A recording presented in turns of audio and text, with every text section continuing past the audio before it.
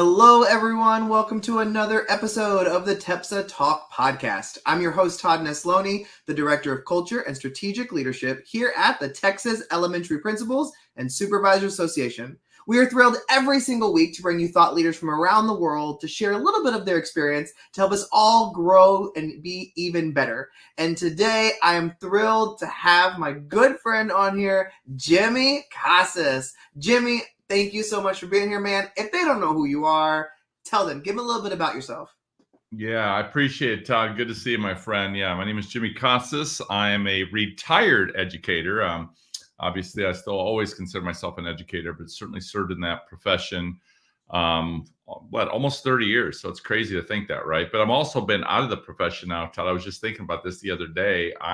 Will be starting my 8th year out of the profession, which just sounds crazy, right? Yeah. But actually working in the field, but to still have the opportunity to work in schools, pretty much on a regular basis, and love the work we're doing. But just very grateful for the opportunity and grateful to connect with you tonight and talk about two of my favorite topics: school culture, school leadership. So thank you. You forgot to mention best-selling author in the list of things that you've done. So just to throw that out there as well. But yeah. Jimmy, today's conversation, you just said, is all about school culture. One of those things that we can never perfect. It is never done. And everybody deals with it in a different way. And I know it's something that has been near and dear to your heart. I mean, heck, you've written several books about it as well. When did you just really identify that culture was going to be such a driving force and passion for you? I think, Todd, to be honest with you, I think, when we go into the profession, I think this is some of the things we hear, right? How important it is that we create these really awesome cultures and healthy cultures and high performing cultures and all these things. But the truth of the matter was, I wasn't quite sure how to do that, right? Like I always felt like I was a people person. So that was always a natural for me. But how to actually lead people, how to influence people, and how to do that in a way that doesn't hurt your morale. And I think that's always the skill, right? How do you move people from point A to point B, but yet do it in a way that makes them feel valued, that makes them feel appreciated, makes them feel like they have a voice. But unfortunately, what we've learned pretty quickly is we go into the profession and there's so many things coming at us as school leaders, mandates and expectations, things coming from your district, things coming from the state, things coming from the federal government. And before you know it, you feel like you're just telling people what to do all the time. And just like that, you're kind of creating a culture of compliance. And we know cultures of compliance are not really healthy because people typically will do the work. But the problem is it doesn't sustain, right? It doesn't sustain over a long period of time. And then when it doesn't, we get frustrated again. And now we're what I call landing on the perimeter and getting frustrated with other people about why they're not doing the job we want them to do it or doing it at the level we want them to do it at. So I certainly think there's a lot of those components, but it's also to simplify things. To me, it's because I define culture, Todd, as being about behavior.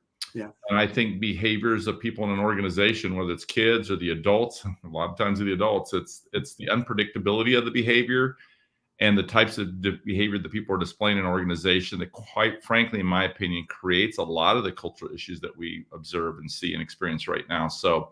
But again, as we know, everybody has a story. So how do we invest time to understand, like, why are people behaving that way? Like, what's going on? Like, all those types of things. And so that takes a lot of skill sets. So there's just a lot of moving parts. I think that's part of the complexities of culture.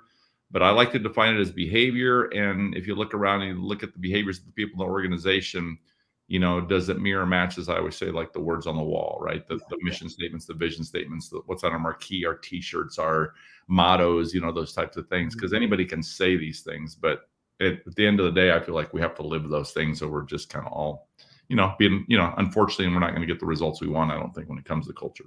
Yeah. Well, I'm sure there are administrators who have just started their school year listening to this and already feeling like culture is the beast that's eating their lunch. Mm-hmm. And I know you just mentioned earlier, you've served in this profession for decades. So obviously there has been probably many times in your own career as a school leader where culture may have felt like it was eating your lunch, or like it was an area that you were like, I got to fix this because it ain't progressing the way I want it to. When you get in that moment and you're feeling kind of dark or negative, or like, I don't even know where to begin, like, let's start with there. Like, what are some easy go-tos that I can start if I just want to start changing some things, even if it's just going to start with just me first? Yeah. Well, the first thing I would say, it wasn't just the culture that was eating my lunch, Todd. I felt like everybody else was eating my lunch too. And I think that's the humbling part of our profession. It humbles you very quickly. No matter how prepared you think you are for the job, the truth of the matter is I'm not sure we're really ever prepared for it. Yeah. I know I certainly wasn't prepared for the emotional toll the job would take on me, but there's also a level of skill that it takes. And until you get into the work and actually get into it, it's hard to even predict what that's going to look like. So what are some specific things that people can do right away? Well, number one, I'm a big believer that the job comes at you very quickly. The job is very demanding. There's a lot of moving parts. And because the job is very fast paced, I think one of the biggest mistakes I see a lot of leaders make, especially young leaders, I know I made this all the time, and that is we just got to slow down. I think that's one of the things we don't see right away. We're just moving quickly, making quick decisions. I like to say when I observe principals right now and the work they do, when they move quickly, they get sloppy, Todd. That's just the truth of the matter. They're making mistakes. They just don't realize it. They don't recognize it in the moment, but it does come back and get them on the back end a lot of times. Yeah. Now they're in some issues, right? Those undercurrents, I call them, they create oftentimes. So slow down, number one. I do think number two is I also talk about the importance.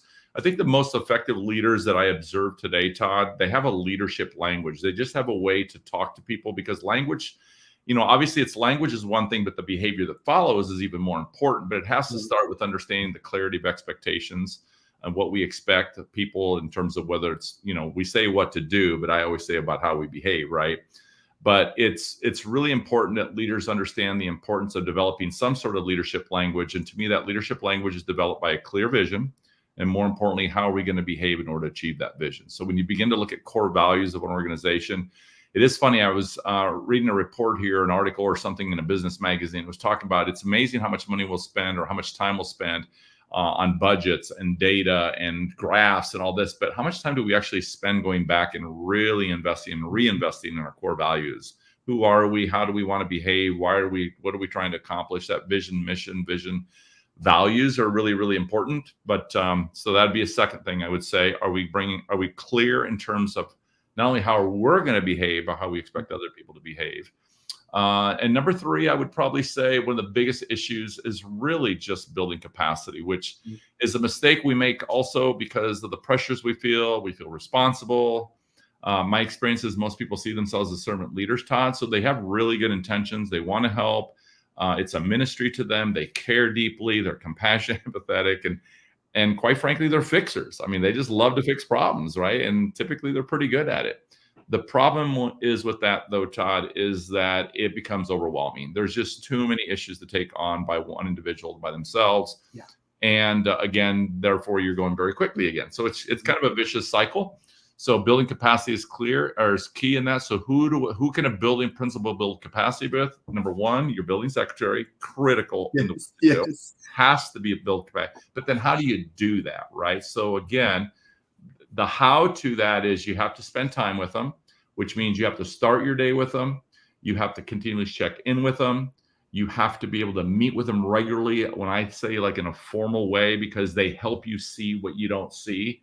And then you have to end your day with them. So there's got to be a lot of constant check-ins with them. If you're truly going to empower, you got to be clear and you got to teach. So that's one person. The next person is your own, what I would call your office team.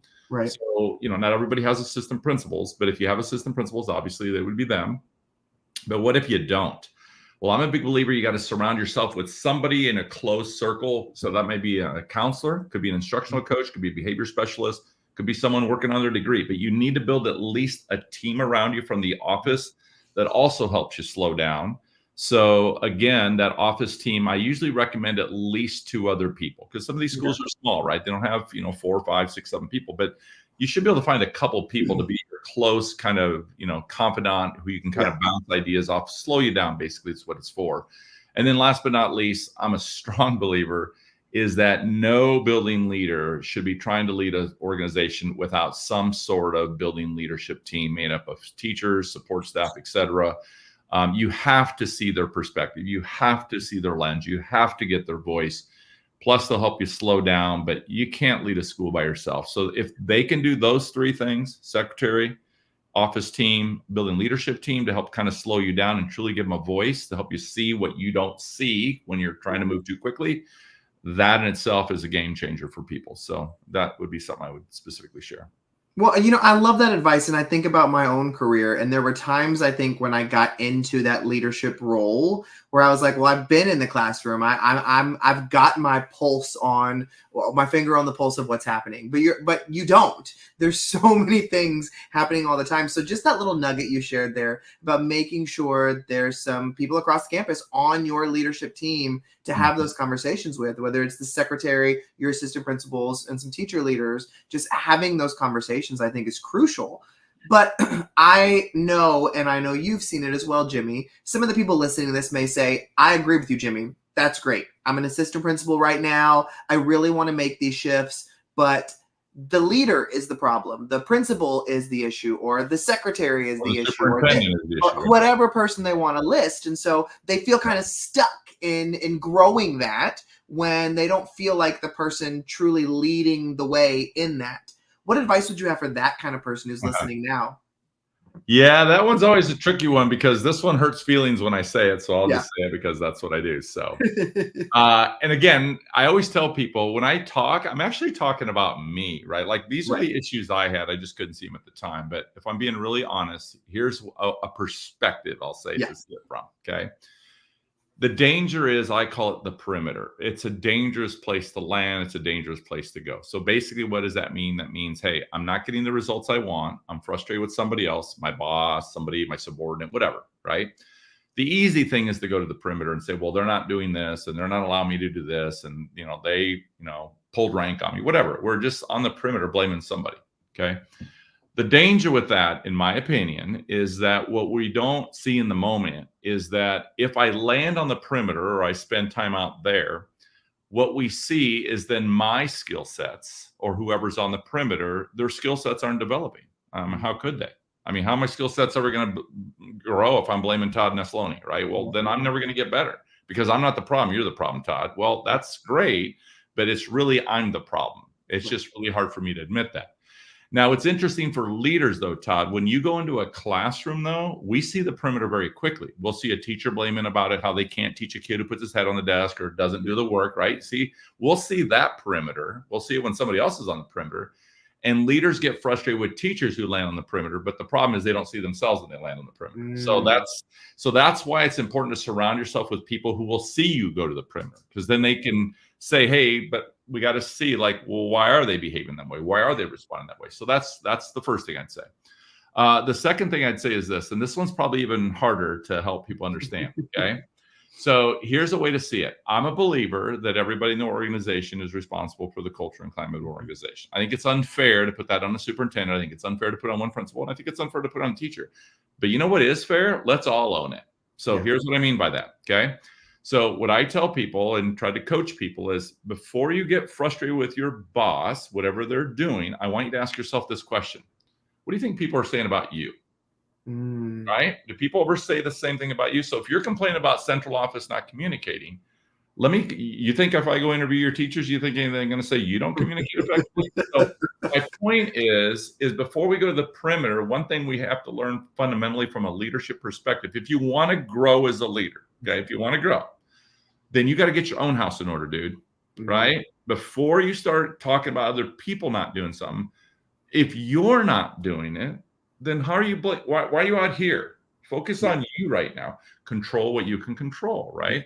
And so, again, there's a lot of things that come into play. I'm going to believe best intentions. I'm assuming they're not trying to do these things, right? They may not have the skills. They may not know how to do it. Hell, they don't even recognize they're doing it, right? Well, how do we help these people become better at what they do, right? And there's where you get into like cultures of permission. And I'm a big believer, again, if everybody in the organization doesn't want everybody else to be great in the organization, well, then you're in trouble.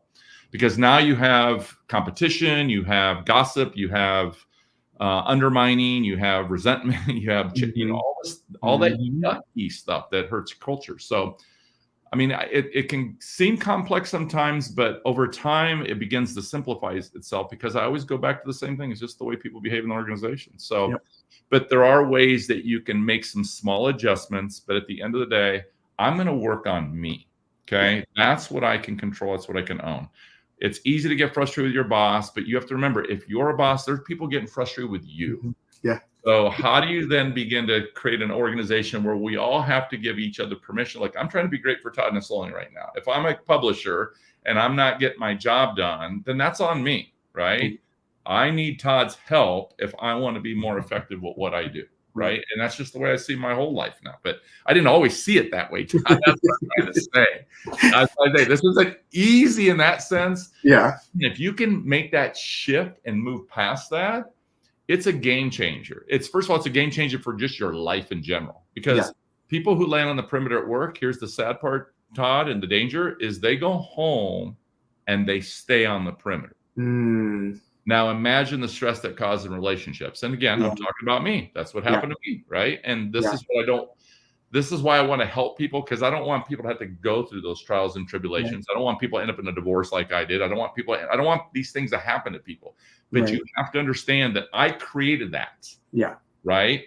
But at the time I didn't see it. It was just easier for me to blame somebody else. And I think that's the evolution, maybe the maturity, the growth, call it whatever you want. But somebody just need to smack me upside the head for me to understand, like, dude, at some point, Jimmy, you better start working on you. Yeah. Because it's not working for you right now. And I'm so glad I listened. And I'm so glad there were people there to help me. Yeah. And again, that's giving people permission to help you be who you want to be. And I surround myself with people today who help me be who I want to be, or I'm not going to be successful.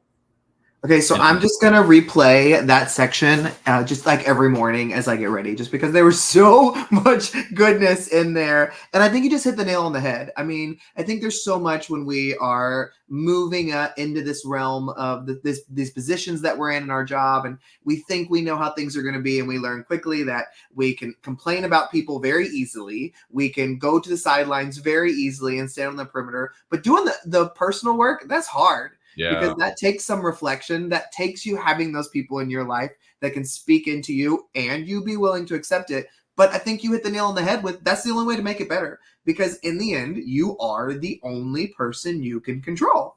And when you really keep that at the forefront and you keep that mindset of, let's just assume that their intentions are good. Let's assume that that's the best they can bring to the table at this time. How can I help? How can I make it better? What can I do on my end?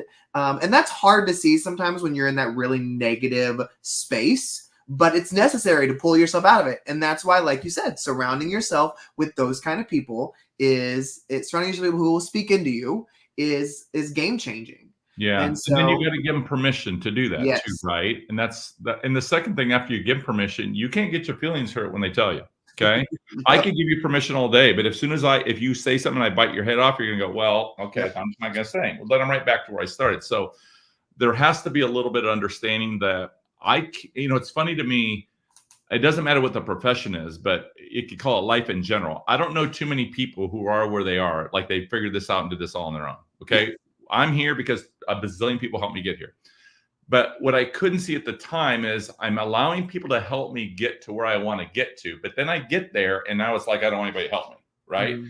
Well, what's going on, Jimmy? Why are you all of a sudden not wanting people to help you? You think you can do this all by yourself? Well, there's a lot of stories there and there's a lot of reasons and all that kind of stuff. We're not here to psychoanalyze Jimmy Casas, but there are reasons to why people behave the way they behave. But I will say this is why stories are so important, because typically those behaviors, in my experience, are coming because these are the experiences that people have had.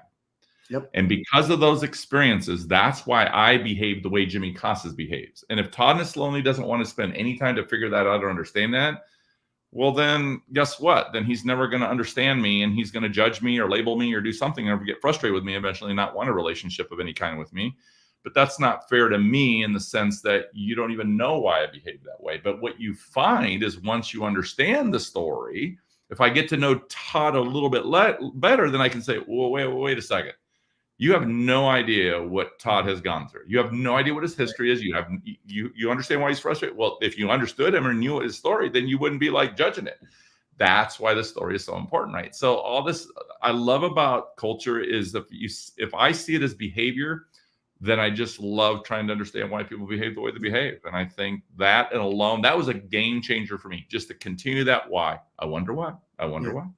People call it curiosity, call it what you want. But at the end of the day, I'm trying to understand, I wonder why they're behaving that way, because that takes the judgment out of it. I'm not judging anymore. I'm curious. I care. I care enough to find out what's going on, because there must be a reason for that behavior. And I think that was the game changer for me. So, yeah, the story matters. I mean, and that's true about the students you're working with, their families, your colleagues. It's true for anybody. It's a human condition thing. So I love that you said that. Well, Jimmy, you are a book writing machine. You've got lots of great successful books out there. Culturize was a phenomenon, still doing incredible. Recalibrate the Culture was one that you came to TEPSA and did a keynote over at our summer conference. But you do have a new one called Words on the Wall. And so talk to me a little bit about that one. Tell us about that. Why would people be interested in that book? I don't know why they'd be interested in it, but I'm always still wondering why anybody's interested in it. But it's just like anything else, right? Is that, one of the things is part of being in the field or doing this work, it's, again, you're just always growing, you're learning new things, and you're just trying to figure out a way to help people. People constantly ask you questions or bring problems or issues or whatever. But at some point, I'll be honest, I got to just get that out of my head, Todd. It's just messing with me. Like, it just floats up there. I'm like, I got to release it somewhere. Todd, if I showed you, look, Todd, look at this wall up here. See all that nonsense? That's what I do, right? That's what I do. I got to get it away from me. So, but I'm always thinking, right? Because I'm fascinated by it. I'm just fascinated by it. Yeah. But Words on the Wall really is just a reminder that people would ask me, hey, what about, have you ever thought about writing like a Culturize 2 or something? I love the book. But let's be honest, Todd, once again, I write the book. I don't know what I'm doing, dude. I just wrote the book, right? But then later I'm looking back, I'm like, God, I'm so embarrassed. Like, I can't believe I wrote that. Like, I'd write it so much better today. Just like anything else, right? But what I do like about it is I think it was real. I think it was just trying to tell a story. But now I wanted to come back a little bit more and say, okay, so what if we took those 4 core principles of Culturize that people seem to latch on to for whatever reason? What would that look like in a classroom? What would that look like specifically on campus? So Words on the Wall is trying to take the 4 core principles of Culturize and saying, if I walked into your classroom, what would I observe, right, that would tell me that teachers are being a champion for kids? And more importantly, what would it lead to? And then what we find is you can actually map that out, like in a framework, to create ways to help teachers say, let me bring more clarity what that actually looks like. But it isn't me telling you. I'll give you examples. But again, I'm a big believer in teaching. So it's helping them develop a skill set to understand, how do I then do that? Because then once you do that, you can do it with anything. What would engagement look like? What would relationships look like? What would a task look like? I mean, I can go on and on. It's endless, right?